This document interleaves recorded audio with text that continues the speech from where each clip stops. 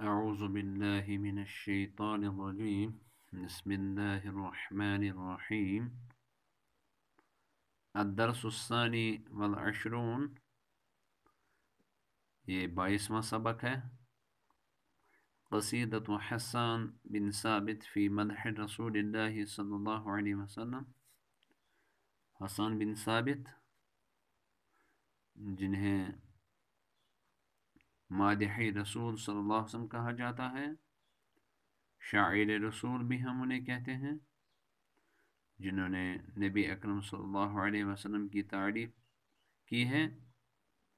بہت ساری نعتیں لکھی ہیں، بہت مشہور شاعر ہیں۔ حضور صلی اللہ علیہ وسلم کی زندگی میں اسلام لایا اور پھر اپنا شعار یہی بنایا کہ حضور صلی اللہ علیہ وسلم کی تعریف کرنی ہے، نعتیں لکھنی ہیں۔ تو جو انہوں نے نعت لکھی ہیں، یہاں پر ایک نعت ہم پڑھنے جا رہے ہیں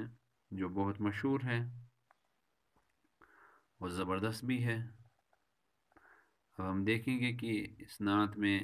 حسان بن ثابت رضی اللہ تعالیٰ عنہ نے کیا فرمایا ہے۔ شاعر رسول کا خطاب حاصل کرنے میں کامیاب ہوئے ہیں، اپنی زندگی اسی لیے صرف کی ہے کہ نبی اکرم صلی اللہ علیہ وسلم کی تعریف کریں۔ اغر علیہ للنبوة خاتم من اللہ مشہود یلوح ویشہد۔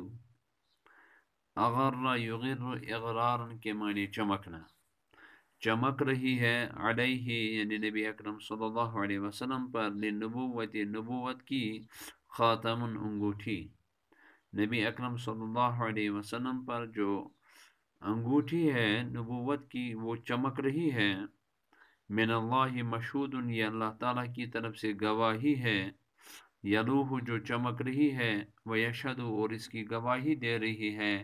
ان محمدا عبدہ ورسولہ کہ اللہ کے بندے ہیں اور اللہ کے رسول ہیں نبی اکرم صلی اللہ علیہ وسلم۔ یہ پہلے شعر میں نبی اکرم صلی اللہ علیہ وسلم کی تعریف اس طرح کی ہے کہ نبی اکرم صلی اللہ علیہ وسلم پر نبوت کی جو مہر ہے وہ چمک رہی ہے، اور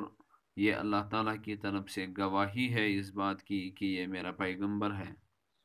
وضم الالہ ضم یضم کے معنی ملانا، الہ کے معنی معبود، اللہ تعالیٰ جو ہے انہوں نے ملایا ہے اسم النبی نبی اکرم صلی اللہ علیہ وسلم کا نام مبارک، مع اسمہ اپنے نام جلالی کے ساتھ، اذا قال فی الخمس جب 5 وقت کہتا ہے، المؤذن اذان دینے والا، اشہد اشہد جب وہ پڑھتا ہے، یعنی جو اذان ہے، اذان میں اللہ تعالیٰ نے حکم دیا ہے کہ جہاں ہم یہ گواہی دیں کہ ہمارا اللہ ایک ہے، وہاں پر یہ گواہی بھی دینی ہے کہ محمد رسول اللہ صلی اللہ علیہ وسلم اللہ کے بندے اور اللہ کے رسول ہیں۔ اسی بات کو شاعر نے اس طرح بیان کیا ہے کہ وَضَمَّ الْإِلَٰهُ اسْمَ النَّبِيِّ مَعَ اسْمِهِ کہ اللہ نے اپنے نام کے ساتھ نبی کا نام بھی ملایا ہے،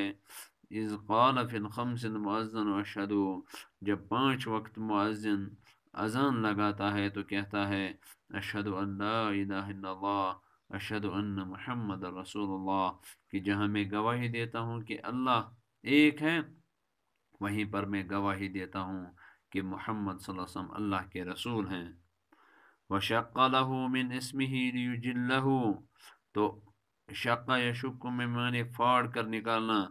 اللہ تعالیٰ نے نکالا ہے ان کے لیے نام اپنے نام سے،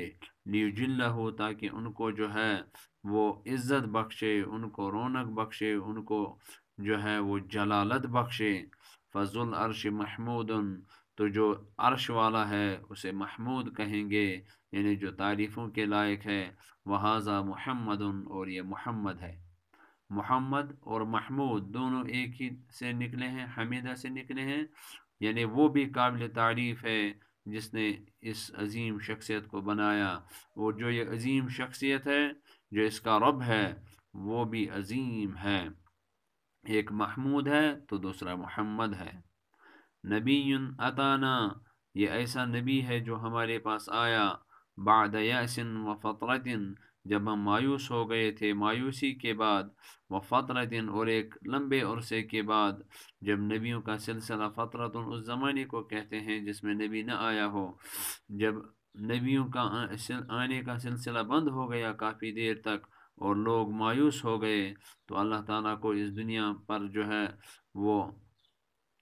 رحم آیا کہ یہ دنیا جو ہے اس وقت گناہوں کی دلدل میں ہے، تو ان کو اس سے نکالنا ہے، تو اس کے لیے انہوں نے نبی اکرم صلی اللہ علیہ وسلم بھیجا۔ اسی لیے ان کو کہا گیا ہے کہ مبشرن و نذیرا، کہ مبشر یہ خوشخبری تھی لوگوں کے لیے نبی اکرم صلی اللہ علیہ وسلم کا آنا۔